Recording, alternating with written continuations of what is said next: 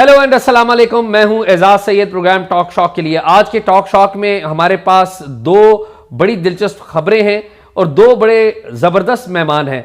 हमारे पहले मेहमान हैं अवैस यूसुफजई। ये इस्लामाबाद हाई कोर्ट और इस्लामाबाद की मुकामी अदालतों की गुज़िश्ता एक दहाई से ज़्यादा अरसे से रिपोर्टिंग कर रहे हैं। मैं ज़ाती तौर पे इनसे बहुत सीखता हूँ। इस्लामाबाद में इस्लामाबाद हाई कोर्ट हो या मुकामी अदालतें हों, इन्होंने तमाम बड़े जो केसेस हैं गुज़िश्ता तकरीबन डेढ़ दहाई के, वो इन्होंने कवर किए हुए हैं।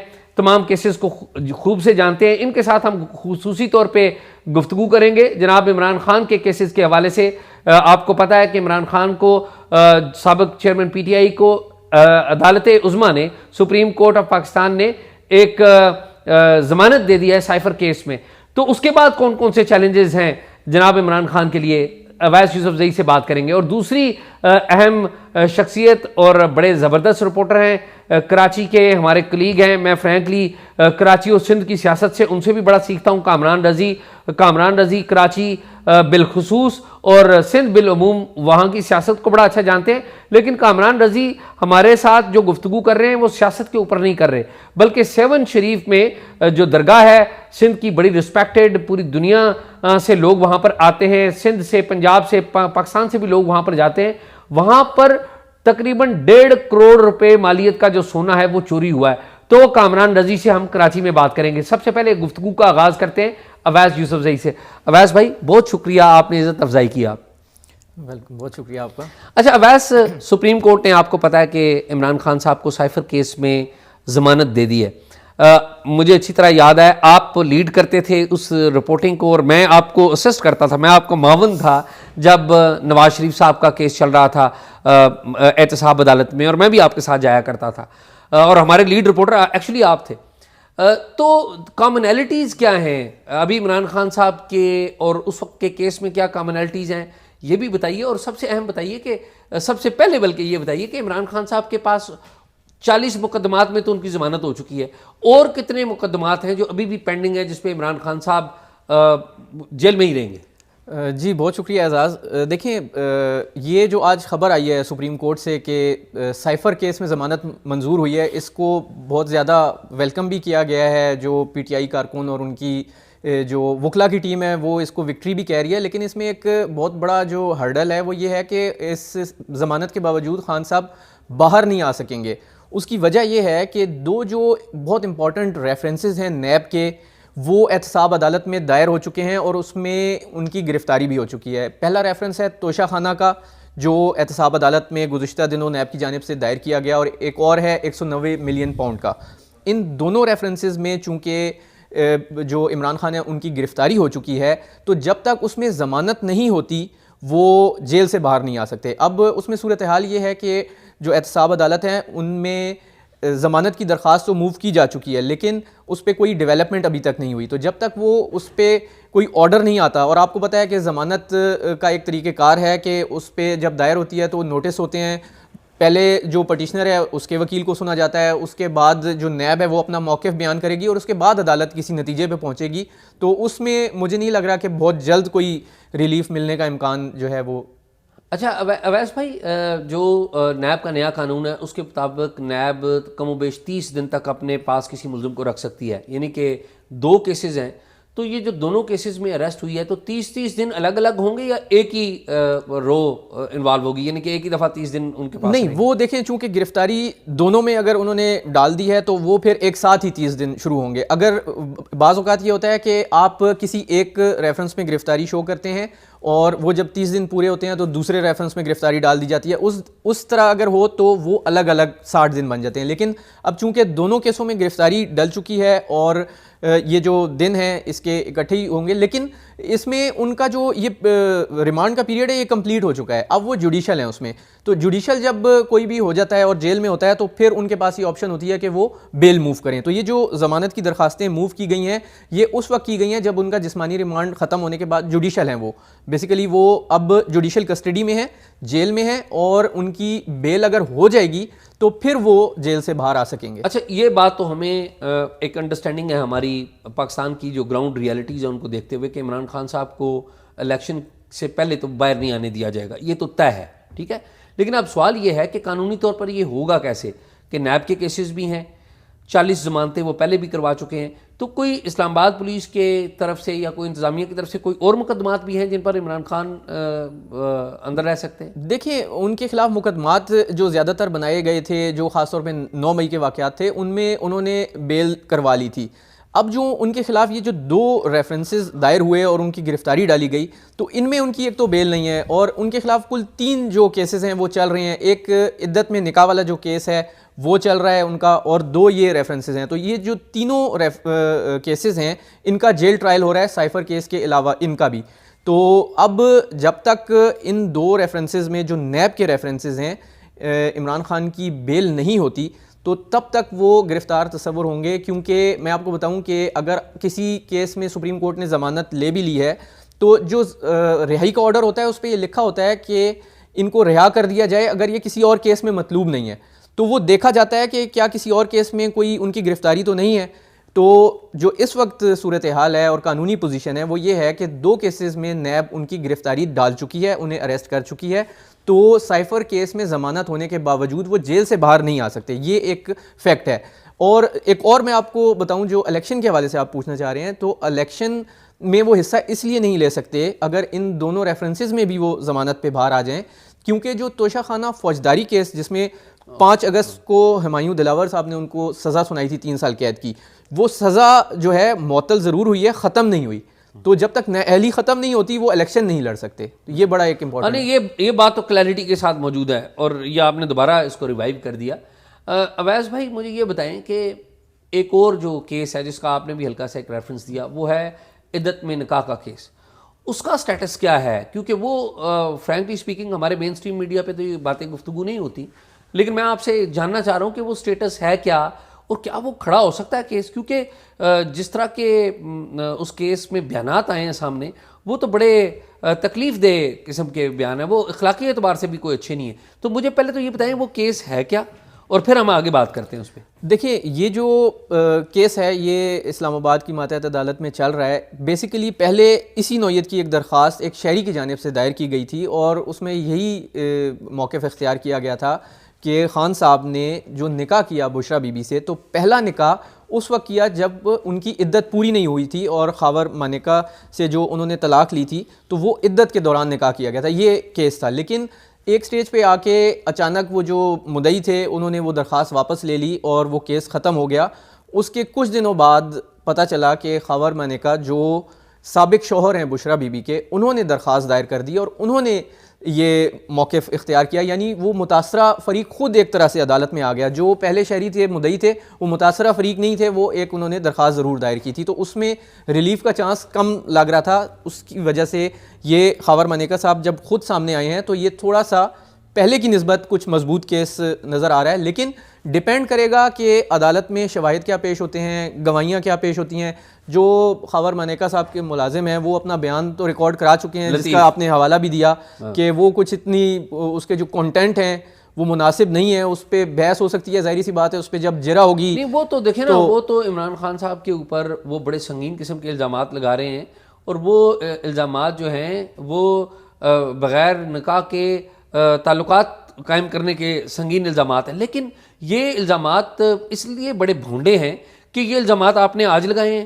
یہ الزامات لگا کر تو میں یہ سمجھتا ہوں کہ یہ عمران خان صاحب کو گندہ نہیں کیا گیا, بلکہ یہ تو ان کی فیور کی گئی ہے اور بتایا گیا کہ یہ تو کسی کو گندہ کرنے کی کوشش کی جا رہی ہے. ایکچولی جو اس کا امپریشن جو بالکل دیکھیں اس میں یہ چیز ہے نا کہ اب اور یہ بڑے گھٹیا کسی بھی اعتبار سے وہ تہذیب کے دائرے میں وہ باتیں میں بیان نہیں کر سکتا. بالکل اسی طرح ہے. جب ہم نے بھی وہ بیان پڑھا اور وہ ریٹن سٹیٹمنٹ کورٹ کی جانب سے آئی, بلکہ میں آپ کو بتاؤں کہ کورٹ میں جو سٹیٹمنٹ ریکارڈ کرایا لطیف نے, تو بہت ساری چیزیں کورٹ نے از خود جب اس کو تحریری شکل میں لائے تو کچھ چیزیں انہوں نے مائنس کر دیں کہ وہ اتنی مناسب نہیں تھی کہ جن کو تحریری شکل میں لایا جاتا. لیکن اس کے باوجود جو تحریری طور پر جو کورٹ کے ریکارڈ پہ ان کا بیان موجود ہے, اس میں بہت ساری ایسی چیزیں ہیں جو اس طرح بیان کرتے ہوئے مناسب نہیں مناسب ہے اور ہمیں کرنی بھی نہیں چاہیے. جی بالکل.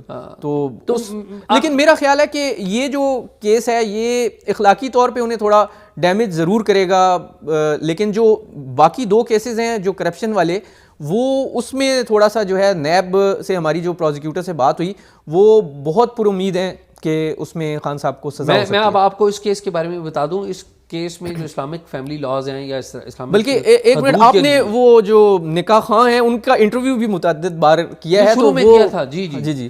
لیکن میں اس کیس میں نا, یہ جو ان خان صاحب کے اوپر عدت والا جو کیس ہے, اس کیس میں جو حدود کے قوانین ہیں ان کے مطابق اگر آپ کسی پہ جھوٹا الزام لگاتے ہیں نا, جی جی, تو اس کے اوپر آپ پہ قذف لگے گی, یعنی کہ آپ پہ الٹا سزا آپ کو ہوگی. اور جس نوعیت کے سنگین اور میرے خیال میں بڑے, میں کیا ان الزامات کو, جو باتیں انہوں نے کی ہیں ان کے ملازم نے, اس کے لیے تو ایٹ لیسٹ 3 گواہ چاہیے.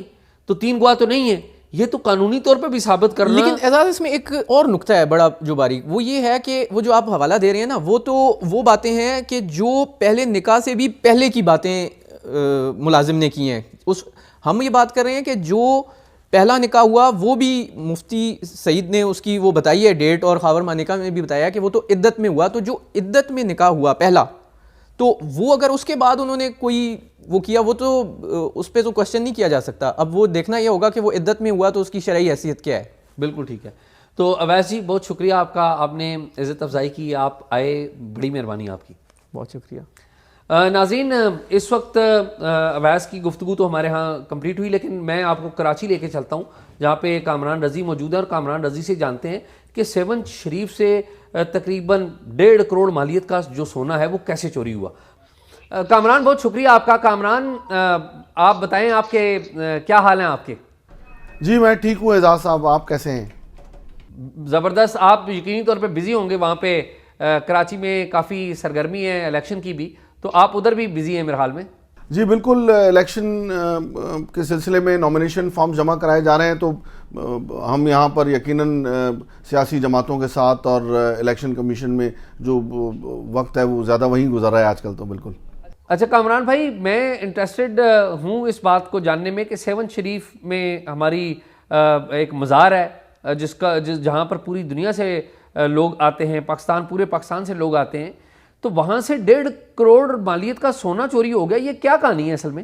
دیکھیں یہ بڑا آج ایک بڑا یہ انکشاف ہوا ہے ہمارے لیے بھی, اور پہلے ہم سنتے تو رہتے تھے کہ جو درگاہیں ہیں سندھ میں, وہاں پر جو نذرانے لوگ دیتے ہیں, چاہے وہ کراچی میں حضرت عبداللہ شاہ غازی کی درگاہ ہو یا 7 شریف میں حضرت لال شاہ عباس قلندر کی درگاہ ہو, وہاں پر جو نذرانے ہیں انہیں چوری کر لیا جاتا ہے. محکمہ اوقاف کا عملہ اس میں ملوث ہوتا ہے. لیکن یہ تو بہت ہی ایک نیا سا منفرد کیس ہمارے سننے میں آیا ہے, جس میں پتہ یہ چلا ہے کہ صرف 1 مہینے میں وہاں پر جو اوقاف کا مینیجر تھا, زبیر بلوچ اس کا نام ہے, صرف 1 مہینے میں اس نے نذرانے جو زائرین وہاں پر نذرانہ دیتے ہیں, تقریباً 1 کروڑ 23 لاکھ سے زائد کا جو زیورات تھے یا جو سونے کی اشیاء لوگوں نے وہاں مزار پر چڑھائی تھی یا دی تھی, وہ اس نے چوری کر لی ہیں. بڑا یہ کچھ عرصہ پہلے اس بارے میں شکایت موصول ہوئی تھی, اور جو نگراں سندھ کے وزیر اوقاف ہیں عمر سمرو, ان سے ہماری بات ہوئی تو ان کا یہ کہنا تھا کہ انہیں اس قسم کی شکایت ملی تھی, اور پھر انہوں نے انکوائری کی, اور انکوائری میں یہ پتہ چلا کہ یہ جو نذرانہ ہے یہ کچھ عرصہ پہلے ہی تعینات ہونے والے جو مینیجر اوقاف ہے گریڈ 17 کا یہ افسر ہے زبیر بلوچ, یہ اس میں ملوث ہے. اور پھر اس نے ایک تحقیقاتی کمیٹی بنی, اس تحقیقاتی کمیٹی میں پھر اس اوقاف کے مینیجر نے خود یہ اعتراف کیا کہ اس نے یہ چوری کی ہے.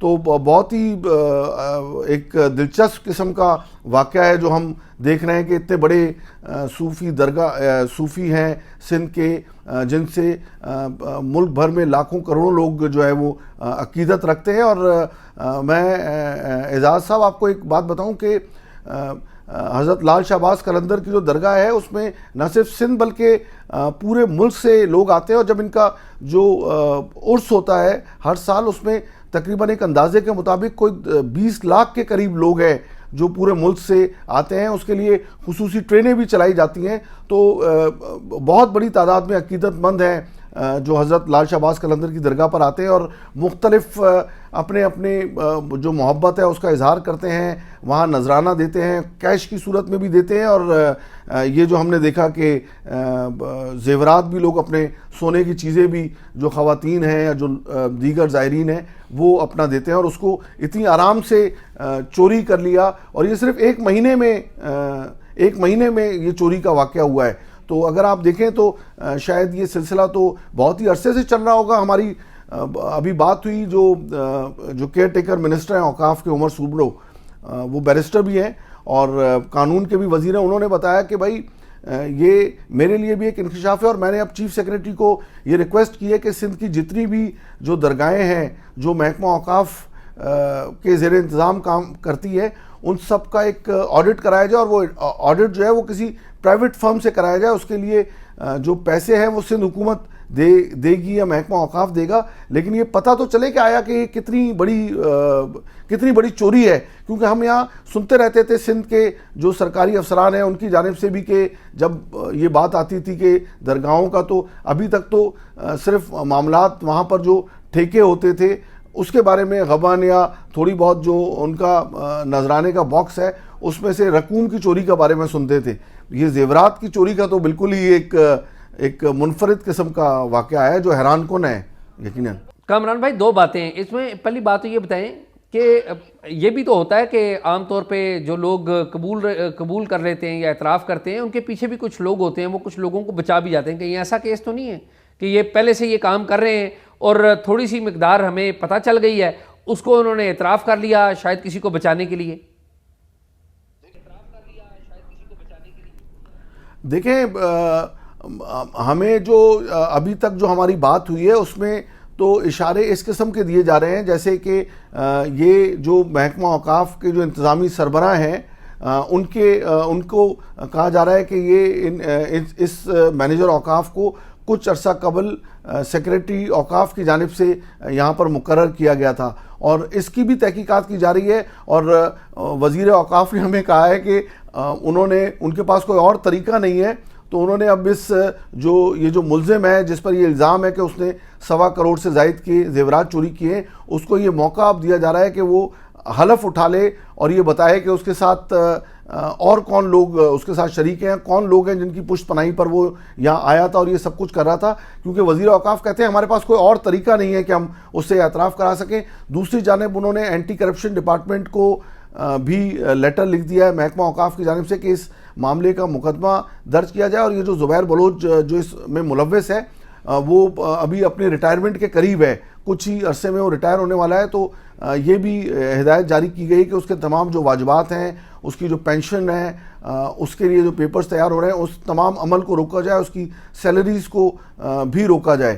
تو یقیناً ضرور کوئی نہ کوئی پشت پناہی ضرور ہوگی, اور یہ کوئی ایک فرد تو یہ کام نظر نہیں آتا کہ کوئی ایک فرد یہ کر سکتا ہے. اس میں وہاں جو اوقاف کا عملہ ہے یا بڑی تعداد میں ہمیں یہ معلوم ہوا ہے کہ حضرت لال شہباز قلندر کی درگاہ پر اوقاف کے ملازمین کے علاوہ بڑی تعداد میں پرائیویٹ لوگ بھی ہیں جو یہ وہاں کا جو انتظام ہے یا وہاں کے جو مالی امور ہیں, وہاں پہ جو نذرانوں کی وصولی کا کام ہے اس پہ نظر رکھتے ہیں. تو اب مزید اینٹی کرپشن ہی تحقیقات کرے گا ان سے, تو معلوم ہو سکے گا کہ اور کون کون لوگ اس میں ملوث ہیں. لیکن یہ بہت ہی بڑا واقعہ ہے, بڑا سنسنی خیز سا واقعہ ہے. کامران بھائی بہت شکریہ آپ کا. کامران بھائی بڑی مہربانی. ناظرین دیکھیے یہ کتنا بڑا المیہ ہے کہ سندھ کے اندر اور ایون پاکستان کے اندر تعلیم کے شعبے میں بہت بڑی انویسٹمنٹ کی ضرورت ہے. لوگ غربت کا شکار ہیں, لوگ بھوک کا شکار ہیں, لیکن جو ہمارے لوگ ہیں وہ درگاہوں کے اوپر پیسے دینا, اس طرح کی جگہوں پر پیسے دے کر یا گداگروں کو پیسے دے کر ثواب کمانا زیادہ اہم سمجھتے ہیں. اور اس کے آگے کیا ہوتا ہے یہ بھی کامران رضی نے ہمیں بتا دیا. تو آپ نے دونوں کہانیاں سنی کہ عمران خان صاحب جیل میں ان کی سائفر کیس میں تو ضمانت ہوگی, وہ واپس جیل سے رہا نہیں ہوں گے, اور کیوں نہیں ہوں گے. اور دوسری کہانی آپ نے یہ بھی سن لی کہ 1.5 کروڑ روپے مالیت کا جو سونا ہے وہ 7 شریف کی جو مزار ہے وہاں سے چوری کیا گیا. آپ ہم سے رابطے میں رہیں. اگر آپ نے ہمیں کوئی معلومات دینی ہے تو talkshock777@gmail.com پہ دیجیے, اور اگر کوئی کمنٹس کرنے ہیں تو آج کے جو پروگرام ہے اس کے کمنٹ باکس میں ضرور کیجیے. اعزاز سعید کو اجازت دیجیے.